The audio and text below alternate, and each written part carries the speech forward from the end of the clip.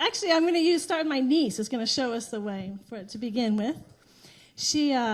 My niece is half Japanese, well, she likes to say whole Japanese and whole American. Her mom's Japanese, my brother is American. She grew up with her siblings, first in Tokyo, and then they moved to Okinawa. And so I didn't have much contact with her when she was little.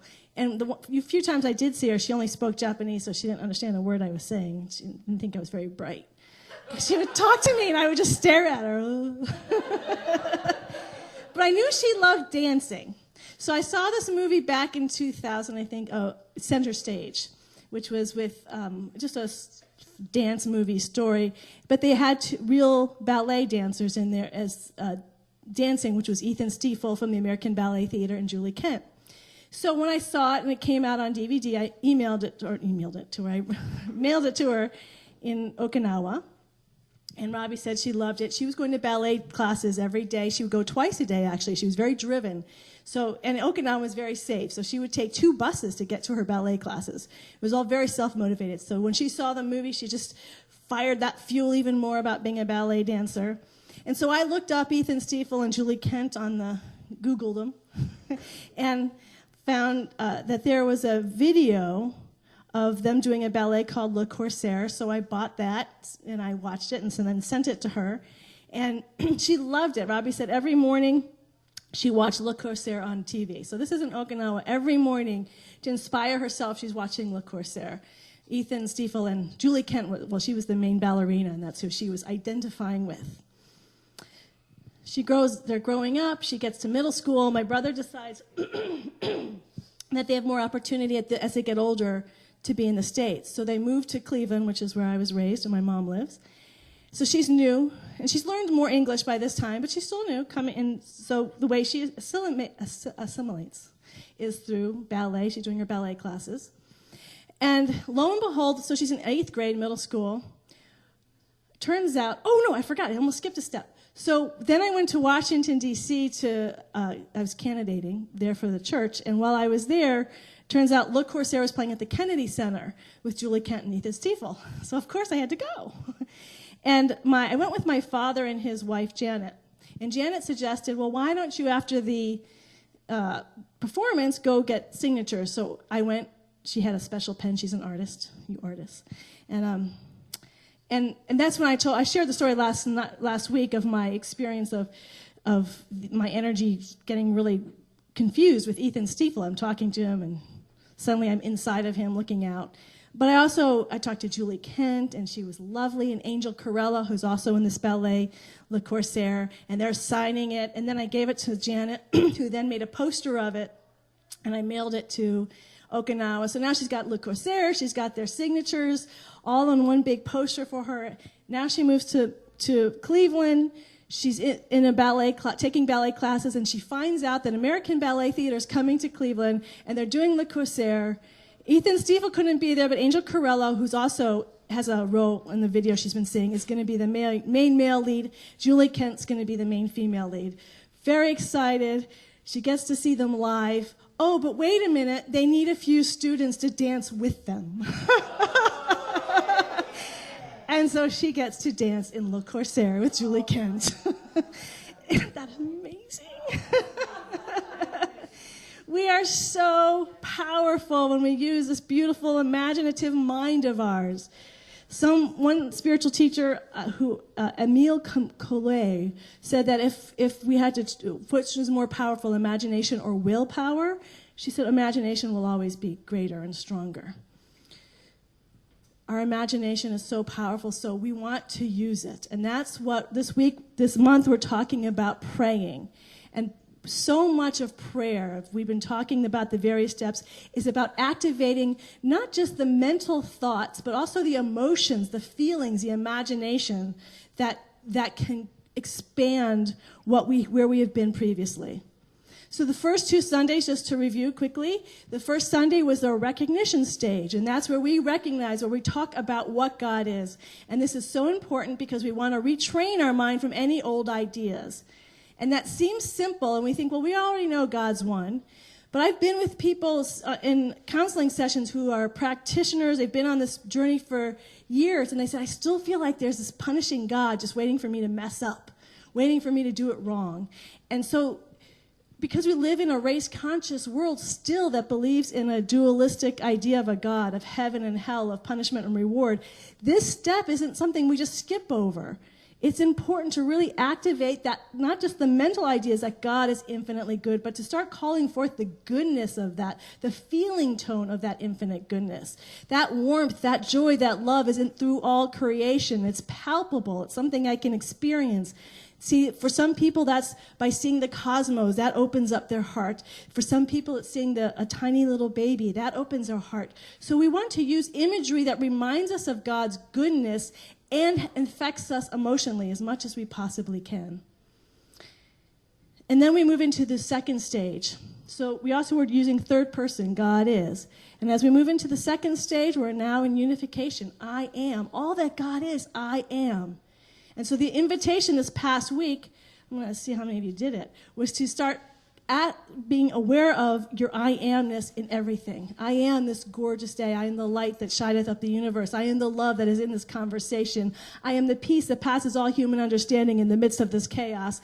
I am the freedom in the midst of all the to-do lists. That I am all of that. So did any one of you actually try doing the I am throughout the week? Cool. Can I ask like one experience that one person had? Yeah, Kara? I have a story. You're always asking for stories. I never have a story. I've, tried to meditate for years, and I didn't know how, couldn't figure it out. And then I decided not to try to figure it out. I just do it about a year ago. And last February, so I was meditating, and part of my meditation is I am. About a month ago, I felt like, this isn't really working. It's not really making a difference. And then last week you said, hey, guess what? I am. So I started meditating again this week, and I have the I am as all part of my meditation. Nice. How did it feel? It felt really good. Oh, good. So you actually got some feeling around it. Excellent. Yes. So that's what we want. We want to feel not only that God is infinitely powerful, but we, being made in the image and likeness of God, that infinite power moves through us. And that's why Marianne Williamson's reading is so important. Because we are infinitely powerful, and we want to shrink from that. We find reasons not to do this work because I think we're afraid of all the power that's going to start shifting our life. And we often like to keep what's familiar, even if we don't like it because it's familiar. But if we allow that power of the I am start to move through us and change our habit patterns, our life is going to change. It's going to be disorienting. It's going to be a little bit unfamiliar, and sometimes we pull back from that. But if we really want to create heaven on earth, so it's an actual reality for our livingness, where we're experiencing consistent, sustained joy, consistent, sustained peace, consistent, overwhelming love and passion and ecstasy, we continue to do this work, and it can happen. It is a reality. It is a possibility. But we have to be able to imagine and see it. As clearly as Ellie saw the Le Corsair every day, we have to be willing to see it and to want it.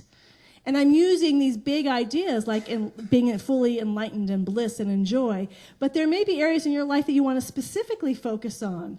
Finances, health, and we can use it in relationships, work, expression, whatever that is. So we can use it for the big ideas of enlightenment and being awake, and we can use it for our human things that are showing up in our human life that we want to shift.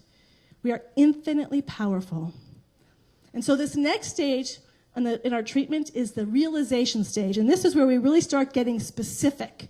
So we want to actually be very specific in what we declare is true. The topic today is I declare my good right now.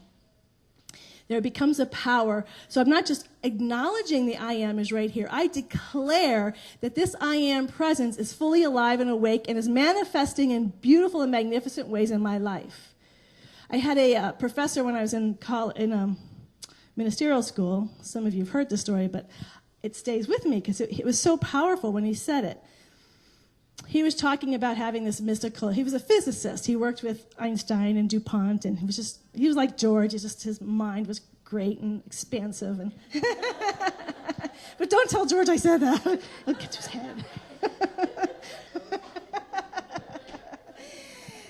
So he was telling, well, you know when you have that experience, he was giving a lecture. He said, well, you know that experience where you've experienced all the past and all the future all at once. And I'm stopped and I'm thinking, wait, I haven't had that experience. And he was saying it was like the most normal thing in the world. So I went up to him to say afterwards, I thought it was kind of funny because I thought to tell him that I haven't had this experience. And my assumption was that he'd be like, well, of course you haven't, but you've had your experiences. But his response was, you haven't?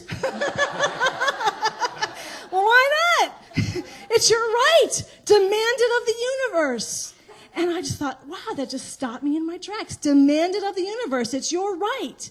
And that's what our prayer treatment is about. That's why how we're shifting our prayer. Our prayer is shifting from the begging and the beseeching of, please, God, save me, to I am that truth, and I have the right to experience all the good that has ever been.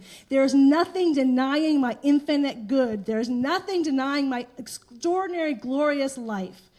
The only one blocking me is me. And so what we need to start affirming for ourselves and declaring is our highest good and be willing to accept it. And this is where we teach in the classes, and when we hear it, is then we have to start treating for those places where we don't believe. And people say that, yeah, that's a good idea, but then I find people rarely do that. Because we want to believe. Conceptually, I believe the infinite good is mine. Conceptually, I believe that all the prosperity is mine. Conceptually, I believe there's perfect health. Conceptually, I believe all this stuff. So I just sort of bypass the fact that in my subconscious, there's parts of me that doesn't believe it. But that's the work that we are all involved in. If it was that simple, we'd all be walking around in bliss right now. But we are afraid of being that infinite powerfulness that Marianne Williamson said. We are often afraid that we don't really believe that this is possible. We believe intellectually, but it hasn't moved into our heart and it hasn't moved into our body. So then what we do is start affirming that those places that are unbelieving in me, I surround and know that the clarity and the power of infinite intelligence is in me now. I claim and see that those areas that are in doubt are even now being called forth. And for me, I call it forth because sometimes I know it's there, but I can't really see it. Like I kind of feel like I don't really believe this, but I can't articulate it. So for me, it's often calling it forth just to get clear what it is that's blocking me. Because sometimes I feel the block, but I don't really know what that block is. So I affirm, but God is never confused. That's a really important part in this. God is never confused. God is not in the mystery. We see God as mysterious, but God is not mysterious to itself. It is infinitely clear, it is infinitely intelligent. So we start calling forth that clarity of God, that all-knowing love, that all-loving intelligence that knows exactly what it's doing all of the time and every moment. It knows all about itself as me. It knows my whole story. And if you believe in reincarnation, it knows my multiple lives. It knows my DNA. It knows my genetics. It knows my ancestors. It knows my propensities. It knows every feeling and emotion I've ever had. So depend on that infinite intelligence to take care of us, but we have to do it by asking. One of the things that fascinated me as I've been rereading Autobiography of a Yogi is how many times, it's happened so far, and I'm on 3/4 of the way of the book, where someone goes to one of the gurus in Yogananda's lineage and asks for a cure. Generally, it's a physical cure of some disease. And they'll do it, and there's always some story around it, but they'll do it. And then I thought, well, what if they hadn't asked? And I think the way I was looking at it is life goes on. We're on these karmic cycles. We have our habit patterns, and life is just going to keep going, and no one's going to stop us from doing those karmic habit patterns. We have to ask. And so our prayer becomes what we want to ask for. We have to believe that our deepest desires are possible. And that so we have to be willing to ask for it. So often that realization step, recognition, unification, realization, is what we'd be asking for. So if I really want a deeper understanding of God, let's just say, or we've been working on self-love, I want a deeper understanding of self-love, I can declare that all that is blocking that self-love to come forth, to be healed and dissolved into the nothingness from which it came. I can start really calling forth for that old energy, those old habit patterns to be poured away, because that's what I would ask for if I was praying in the old way. Dear God, take away my pain. Take away my suffering. I want to feel only self-love. So now we're turning it around and saying, I declare that my self-love is who and what I am, that any blocks to that. So do we see the difference? We're shifting from begging and asking, But we're still declaring, because asking tells us what we really want. And if we don't actually declare it, if we don't activate, this is a process of being actively participating in our healing. We are not passive people. So I've also been talking about the 4 kingdom consciousness. And the first one was victimhood, where the world's happening to me. Whether it's race consciousness, my habit patterns, my DNA, my past life, the stars in the sky, that's happening to me. Second stage is about moving into by me. I am now actively participating in my own healing. I'm not waiting for some God out there to heal me. I'm not waiting for the stars to change. I'm not waiting for a different numerology number. I'm not waiting for a new Enneagram number.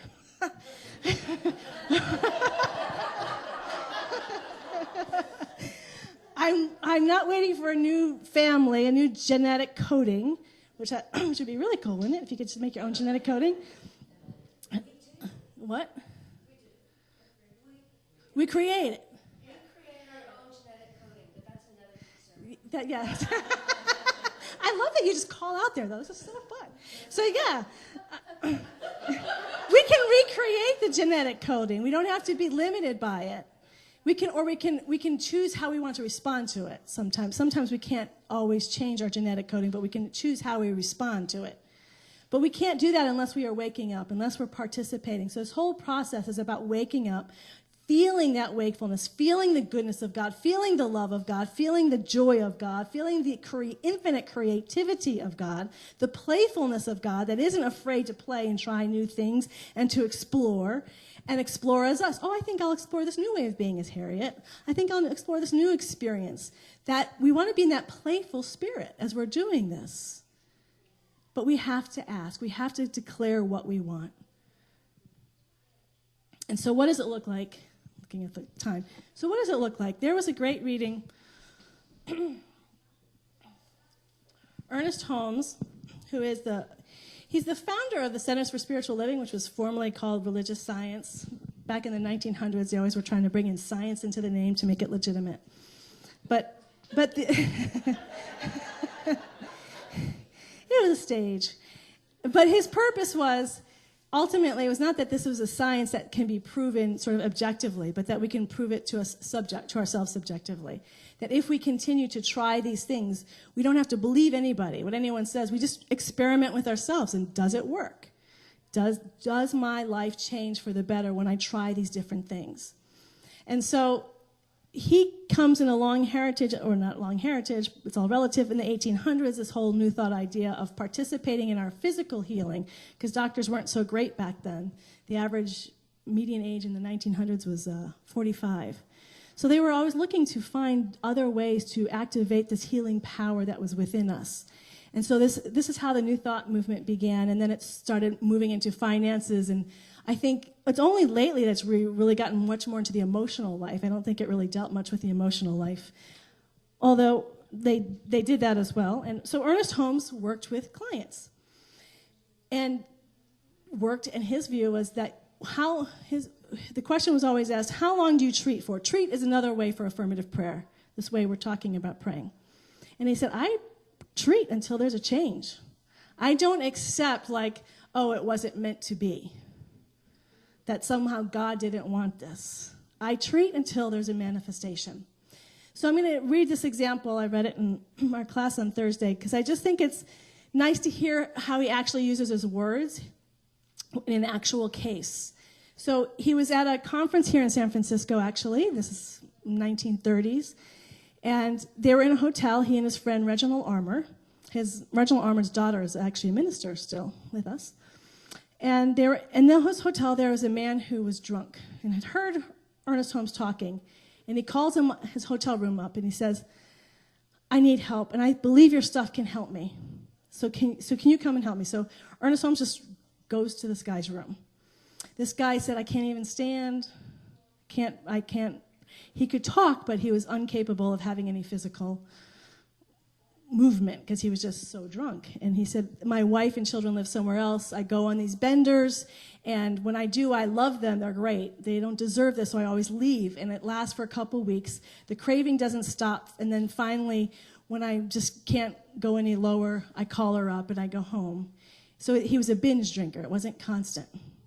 Now, as I share this isn't to say I know there's many, this isn't about either or with a 12-step program. And I want to say that with all things, that sometimes when we talk about healing, whether it's physical, we talk about this in class all the time. Do you go to doctors? Of course we go to doctors. God works through doctors. God works through it all. There's no separation. So this isn't about either or. But this is to help activate what's possible. So he met with this man. He said, okay, I'm gonna, if you need more drinks, he ordered them, got him some bottles from room service. Don't worry about trying to quit tonight. Just here's your alcohol. I'm going to go work with Reginald Armour. So he went to his friend Reginald. He said, we're not going out tonight. We got some work to do. They sat down, and they started to treat for this man. And this is just an example of what it looked like.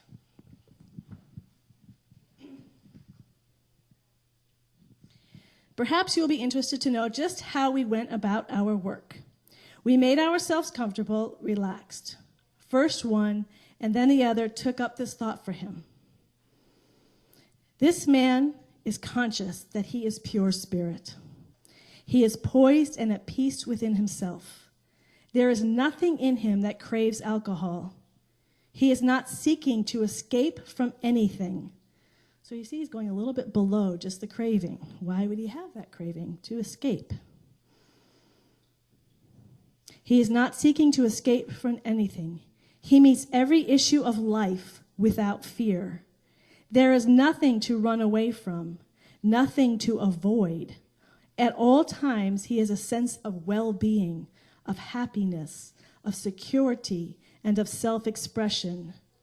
There is no memory of ever having received any pleasure or benefit from alcohol. There is no anticipation that he can ever receive pleasure or benefit from it. The spirit within him is satisfied. It is radiant. It never seeks to escape from itself. It exists in its own sense of self-adequacy. It exists in joy, in freedom, and in peace. So we see that he's calling forth what is true. And he's not mentally manipulating the other person. The person who's drunk is in another room, can't hear him. So this isn't trying to impress his thoughts on someone else's and change them. He is speaking the truth into the infinite mind, that which is in, through, and as everyone. And that's why this is a mystical form of prayer, because we're always operating from oneness, not from separation, not from you and me, but in the one. And so he's speaking the truth. This is our realization step. So we're knowing the I am, and now we're speaking specifically to what the healing needs to look forth. And so what he says then, so does that work? Well, not that, what I read for about a minute.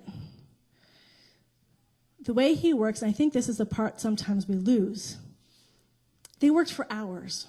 He said, I would treat for 10 or 15 minutes, and then Reginald Armour would treat for about 10 or 15 minutes, and then I would treat. And they went back and forth for hours to know the truth, to speak the truth, to declare. It's like Ellie watching Le Corsaire hour after hour. She did it every morning. They were doing it all at once at night because this was a crisis that someone had called forth and asked for. It took hours to shift that mental pattern. And the two of them were building on each other's energy. And he said then there was just this moment where we both knew that something was complete. He said, I don't know how. It wasn't a mental awareness. It was just this deep, soulful awareness. He said he got a call from this gentleman in the morning. He went to his room. He had stopped drinking. He never finished the bottles that they got him. He just said, you can just take those away. I don't have any interest. And he never drank again. He never had another drink. All desire was gone. That one mind, that one power, that one presence. How much do you think it's possible to change your life through your imagination, through your words, through you calling forth the truth of what absolutely is? There's only one power. It is infinitely good. It is infinitely powerful. It's infinitely creative. It is infinitely loving. It is infinitely peaceful. It is infinitely abundant. And it is everywhere present in your life. It is present in your relationships. It is present in your home. It is present in your work life. It's present in your physical body, your emotional body, your mental bodies, in your finances. It can be as specific and detailed or as infinite and general as you want, but it is alive and it is real. To court the invisible until it becomes more real to us than the chairs on which we are sitting. That's the work we are constantly doing, to court the invisible until it becomes more real than the chair in which we are sitting.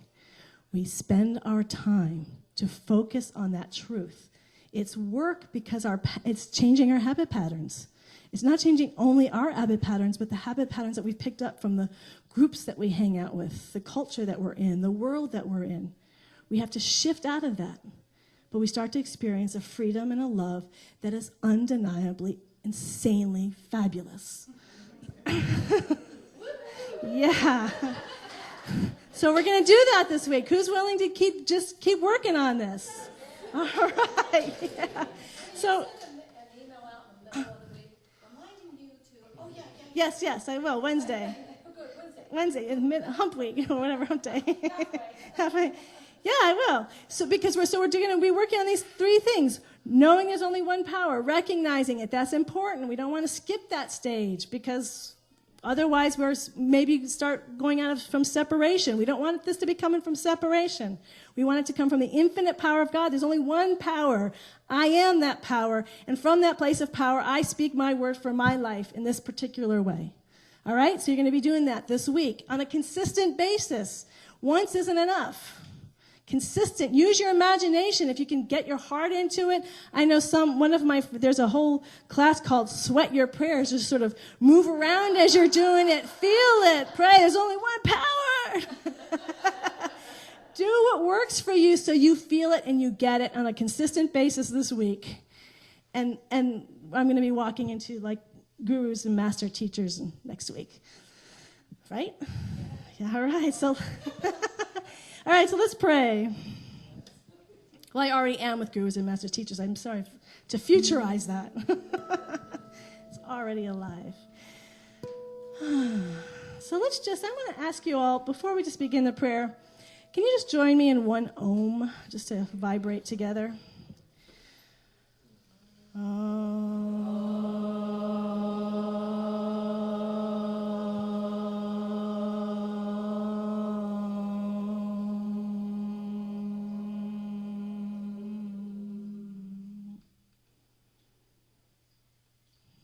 How grateful I am to remember that this infinite and eternal one moves through the vibration into all creation. There is only one. It is the infinite oceanic vibration of love, of peace, of harmony, of light, of joy, of wisdom, of creativity, of health, of abundance. All that God has ever been and ever will be is right here and right now, fully alive and awake, is all creation. All time, all space, all multi-dimensional experiences is the one power, the one presence. And how grateful I am to know that I am never outside of this one power, that I am this one power. I am its life. I am its grace, its peace, its power, its beauty, its harmony, its love, its joy, its wisdom, its creativity, its abundance. And as I know this about my life, I know this about each and every individual in this room, that there is only one person in this room, and that is the life of God. That there is only one God, one power, one presence, and we are it. We are it now and forever. And it is from this place of one power, one presence, this one awareness that I speak my word for each and every individual in this room, that God is awake and alive. It is more expressed than it's ever been through our emotional, physical, mental bodies than it has ever been before. It is coming alive. It is vibrating in a higher vibration than it ever has before, physically, emotionally, and mentally. It is impacting every area of our life, our relationships, our finances, our creative self-expression in the world. It is impacting our own awareness and our identity of who and what we really are as powerful emanations of pure light. We are becoming more enlightened and more awake than we ever have been before. We are losing that old body-mind identity, that old density, and we are waking up to the fact that we are glorious beings of light and of love. We are, in fact, heaven on earth right here and right now in this room. And how grateful I am to know that as we are this here and now, that this is true for every sentient life form on this planet. That God is being more activated because of us than ever before. And so we especially give thanks for those people in our life who are needing our prayers, for needing this conscious awareness that God is all there is. And so let's just take a moment to hold those people in our hearts. First, quietly, let's just call them forth in our awareness. One power, one love, infinite good. And now we call out their names into this infinite goodness.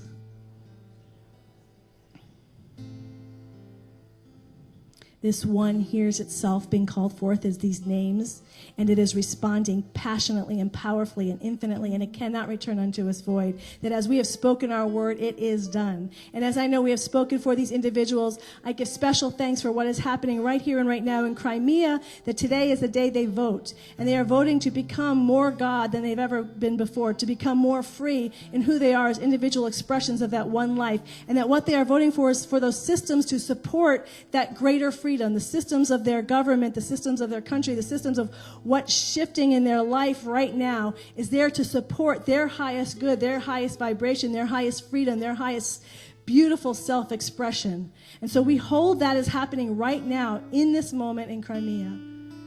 And so I just give thanks that as we hold that there, that is happening all over the planet. There is only infinite good happening through our own conscious awareness. And so for this infinite good, I just say thank you, thank you, thank you, thank you, Mother, Father, God, infinite and eternal one, infinite good. I am so grateful for this word spoken. I am even more grateful for the consciousness that is behind this word, that has fulfilled its word before it was ever spoken. And so it is in this awareness, I just completely release it. I let it be, knowing that as it has been spoken, it truly is already done. And so in deep peace, I just let it be. And invite us all together to say now, and so it is. Amen.